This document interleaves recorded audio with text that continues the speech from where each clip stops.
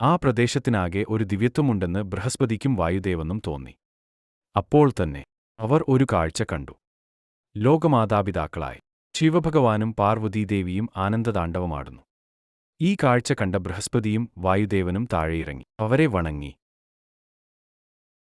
ഒട്ടും പ്രതീക്ഷിക്കാത്ത സ്ഥലത്ത് ശിവനെ കണ്ടതിന്റെ കാരണം അന്വേഷിച്ച ദേവഗുരുവിനോട് താൻ അദ്ദേഹത്തിന്റെ വരവ് പ്രതീക്ഷിച്ചിരിക്കുകയായിരുന്നുവെന്ന് ശിവൻ പറഞ്ഞു. തുടർന്ന് പ്രതിഷ്ഠയ്ക്ക് തിരഞ്ഞെടുത്ത സ്ഥലത്തിന്റെ മാഹാത്മ്യവും അതിനുള്ള സമയവും അറിയുന്നു. ബൃഹസ്പതി വിഷ്ണുഭഗവാന്റെ ഈ ദിവ്യവിഗ്രഹം പ്രതിഷ്ഠിക്കുന്നതിന് ഇതിലും ഉചിതമായ ഒരു സ്ഥലം വേറെയില്ല.